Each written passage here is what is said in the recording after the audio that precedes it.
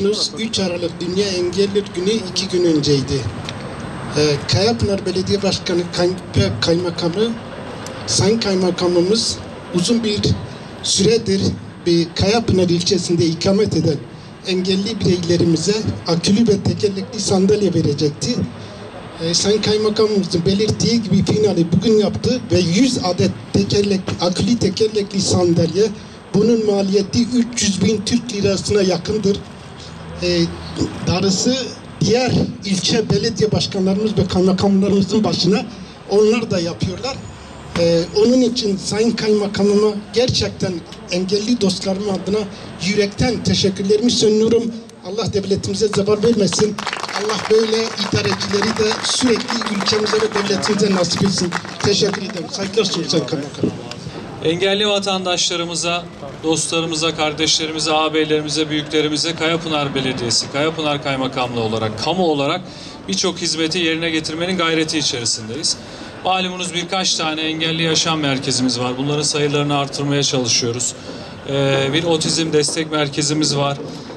Daha iyi hayatı nasıl hale getirebiliriz? Bunların gayreti içindeyiz Kayapınar Belediyesi olarak.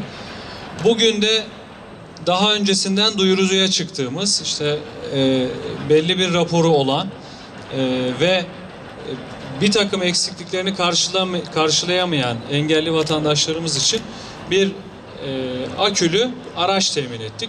Yaklaşık 100 kadar aracımızı burada hepinizin huzurunda bugün onlarla buluşturacağız. Ben şimdiden dağıtılacak tüm araçların buradaki vatandaşlarımız, büyüklerimiz için hayırlı olmasını temenni ediyorum. Geldiğiniz için de hepinize teşekkür ediyorum.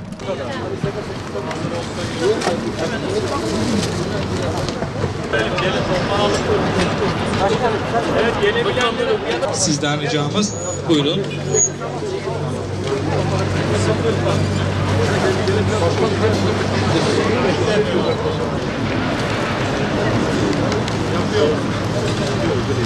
Ödül törenimize hepiniz hoş geldiniz.